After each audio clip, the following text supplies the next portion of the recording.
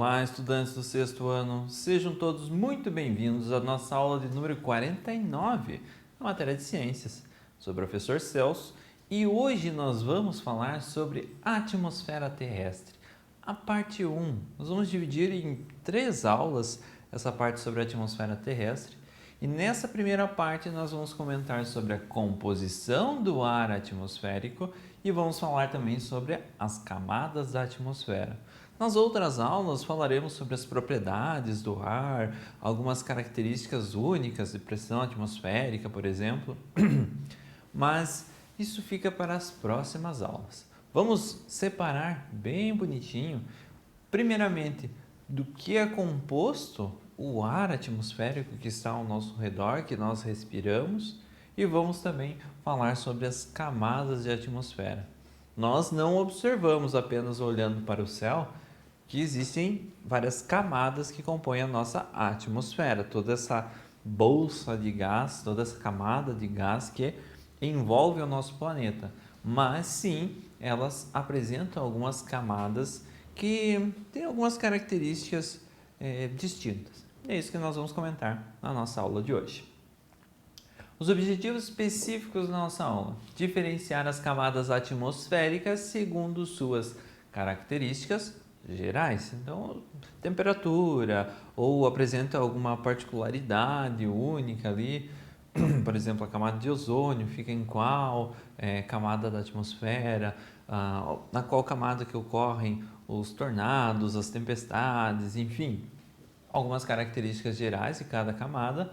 Vamos falar sobre a composição do ar, vamos conhecer qual é a composição do ar e vamos também identificar a importância dos diferentes gases presentes no ar. Todos eles, todos os gases que fazem parte do ar que nós respiramos são importantes. Eles têm algum papel fundamental na manutenção da vida no planeta. A gente vai falar sobre a importância deles. Antes de começarmos, preciso que vocês tenham em mãos o caderno e o penal de vocês. Que vocês façam anotações dos conceitos, das definições, das curiosidades. Elas são muito importantes e vocês vão utilizar elas quando vocês forem fazer uma avaliação, um exercício ou simplesmente relembrar o conteúdo que nós trabalhamos na nossa aula de hoje. Tá certo? Vamos começar então? A atmosfera. O ar é formado por matéria. Assim como as rochas, a água e o nosso corpo e todos os objetos que nós conhecemos. Nós necessitamos retirar o gás oxigênio do ar para utilizarmos em nossa respiração celular. Respiração celular não é a mesma coisa que... Isso não é a respiração celular. Nesse movimento de inspirar o ar e expirar o ar, nós estamos retirando do ar atmosférico que está ao nosso redor o oxigênio. Esse oxigênio vai para a nossa corrente sanguínea, vai para as nossas células, aonde ele vai ser transformado em energia. E essa transformação do oxigênio em energia nós chamamos de respiração celular. Tá certo? Então, no movimento de inspiração e expiração é a nossa respiração pulmonar. Mas não vai ser a respiração celular, eles são diferentes um do outro. O ar é formado por matéria. Nós devemos sempre ter isso em mente, que o ar é formado de matéria. O que é matéria? Matéria são átomos, são partículas que compõem as coisas, todas as coisas, inclusive o ar.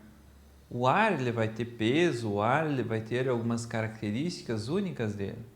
Mas assim como uma carteira, assim como uma televisão, assim como o passador de slides, o relógio, enfim, como nós somos formados de matéria, somos formados de átomos, de elementos químicos, o ar também é formado de átomos, de elementos químicos, consequentemente, então, ele é formado de matéria.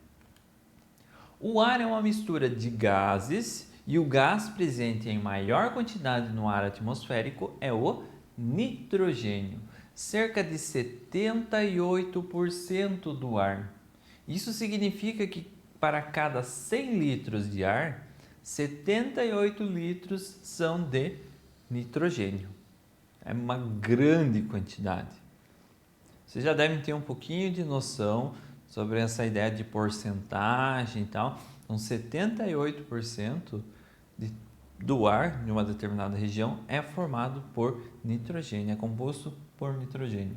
Em segundo lugar está o oxigênio, com aproximadamente 21%, e o 1% restante inclui o gás carbônico e outros gases. Então, o oxigênio fundamental para a nossa vida, para a nossa respiração celular, transformado em energia, ele vai estar em uma proporção de 21% no ar atmosférico. 1% de todo o ar atmosférico é formado por vapor d'água, por gás carbônico e outros gases nobres aí que nós temos disponíveis na atmosfera. Essa é uma proporção de gases do ar seco, isso é, no ar sem vapor de água ou com uma quantidade muito baixa de vapor de água. Mas geralmente na atmosfera há também quantidades variáveis de vapor d'água e poeira. Então nós temos a composição normal é aquela ali, 78% de nitrogênio, 21% de oxigênio e 1% de outros gases, gás carbônico, vapor d'água, poeira, enfim, mas esse valor pode variar um pouco. Cada um dos componentes da atmosfera apresenta funções importantes para a manutenção da vida no planeta. Todos esses gases, mesmo em pequenas quantidades, eles são fundamentais para a manutenção da vida no planeta. O nitrogênio faz parte da composição das proteínas, um dos principais componentes dos organismos vivos. Então, as proteínas estão em todos os seres vivos. E é o nitrogênio que faz parte dessas proteínas, ajuda na composição delas. O oxigênio é utilizado na respiração da maioria dos seres vivos, sendo fundamental para a produção de energia necessária às suas funções. Todos os seres vivos, a grande parte dos seres vivos, precisa do oxigênio para a produção de energia. E essa energia vai ser fundamental para a realização das suas funções, para eles se reproduzirem, para eles crescerem, para eles se multiplicarem, enfim, para eles se alimentarem novamente, eles precisam do oxigênio. Nós precisamos do oxigênio. O gás carbônico, apesar de presente na atmosfera em proporções muito pequenas, é imprescindível para a vida no planeta, pois é utilizado no processo de fotossíntese. Fotossíntese é quando a planta capta gás carbônico, capta luz solar, capta água e alguns nutrientes e transforma essa mistura em energia, em alimento e guarda dentro dela. Outro ser vivo vai se alimentar das suas folhas, vai absorver, vai comer esse resultado da fotossíntese, a seiva elaborada que nós chamamos, o açúcar ali, e ele vai se alimentar dessa energia que a planta produziu. Aí nós vamos lá, nos alimentamos desse animal que comeu a plantinha, que fez fotossíntese. Então, a energia dos alimentos, ela vem da fotossíntese e ela precisa de gás carbônico para acontecer, para ser produzido. Legal? Então, mesmo em pequenas quantidades, em pequena proporção, o gás carbônico é sim importante para os seres vivos. Próximo à superfície da Terra, as partículas de gases estão bem perto umas das outras, isto é, estão concentradas.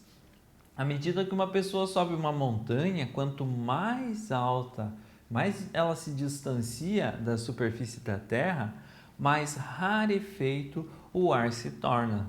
Ou seja, as partículas ficam mais afastadas entre si ou menos concentradas. Então, quando o ar se torna rarefeito, nós dizemos que as partículas de ar os oxigênios, os nitrogênios que estavam próximos uns dos outros aqui na superfície do planeta, na nossa região, por exemplo, conforme a gente vai subindo, eles vão se afastando, vão ficando oxigênios mais longe um do outro, nitrogênios mais longe um do outro, e quando nós respiramos, nós não temos oxigênio suficiente para suprir todas as células do nosso corpo, por exemplo, dependendo da altitude que nos encontramos. Então, ar rarefeito quer dizer um ar com uma concentração menor de oxigênio, certo? E isso vai acontecer conforme nós vamos subindo, nos afastando da superfície da Terra, subindo uma montanha, por exemplo. As camadas da atmosfera. Nosso conhecimento sobre a atmosfera vem de muitas observações das escaladas de montanhas até 8.800 quilômetros de altitude, dos equipamentos instalados em balões especiais e satélites e de diversos fenômenos atmosféricos como tempestades e furacões. A camada mais baixa da atmosfera é chamada de troposfera. Então, a primeira camada, a mais baixa, mais próxima da superfície do solo terrestre, é chamada de troposfera.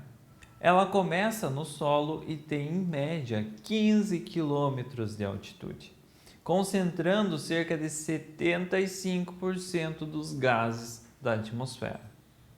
Conforme nós vamos nos afastando da superfície do solo, a atração gravitacional exercida pela Terra também vai sendo menor.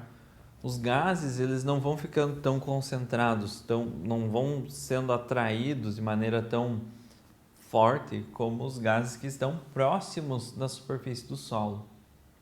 Quanto mais distante nós vamos da Terra, menor é a gravidade dela. Então, mais os gases ficam espalhados e vão não se perdendo no espaço, mas vão se afastando da superfície. Na troposfera, quanto maior a altitude, mais baixa é a temperatura. Próximo da superfície do solo, nós temos uma grande temperatura. Mas nós temos uma temperatura amena, que vai ser influência da transferência de calor. O Sol aqueceu o solo quente, com bastante calor, transferiu esse calor para o ar, para a atmosfera. Então, o gás ali próximo à superfície do solo, ele fica na temperatura do solo, fica aquecido. Conforme ele vai se afastando do solo, ele vai perdendo calor. Então, quanto mais longe do solo ele estiver, menor vai ser a sua temperatura, tá certo?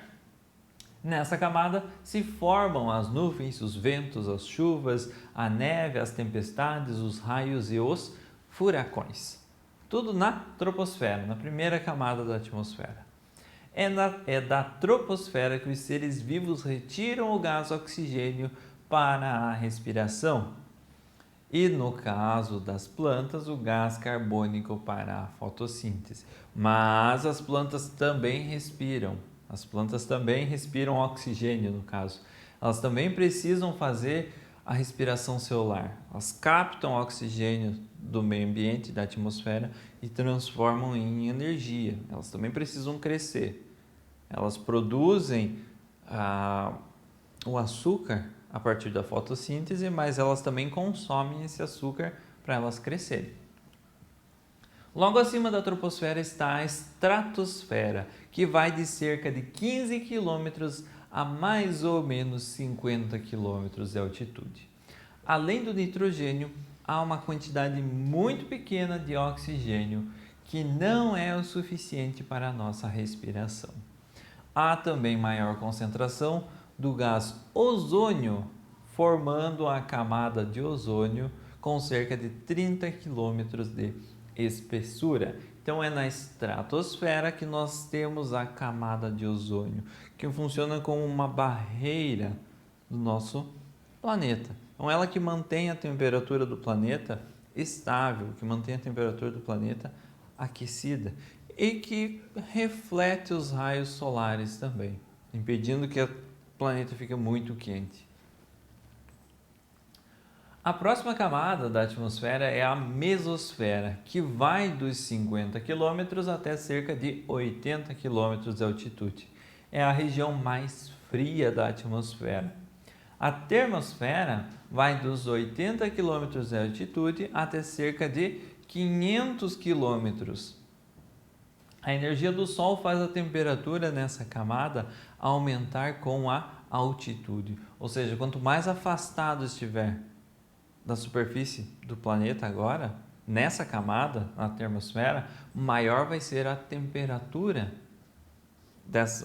dos gases que estiverem ali mais afastados, certo? Então, diferente da troposfera, vai funcionar ao contrário. Quanto mais afastado da superfície do Sol estiver, maior vai ser a temperatura. Quanto mais próximo da Terra, menor a temperatura. Isso na termosfera. A última camada da atmosfera é a exosfera, formada principalmente pelos gases hidrogênio e hélio. Ela começa a 500 km acima da superfície e não tem um limite superior definido. Mas os cientistas fixaram um limite aproximado de 960 km para a atmosfera terrestre. Então, nós temos uma atmosfera extremamente grande.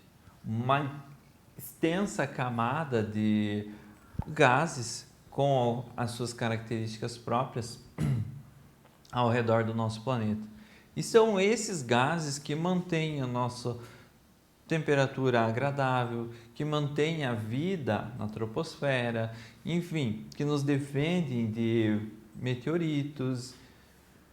Enfim, são várias as funções da atmosfera, são várias as características que cada camada apresenta.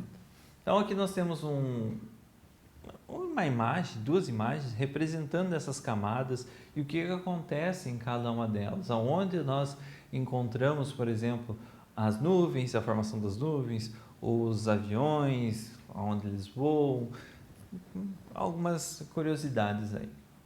Pessoal, essa foi a nossa aula de hoje. Espero que vocês tenham gostado, então, sobre esse assunto das camadas da atmosfera. Se ficou alguma dúvida, retoma o vídeo, assiste ele novamente, faz as pausas necessárias para as anotações e nos vemos na nossa próxima aula.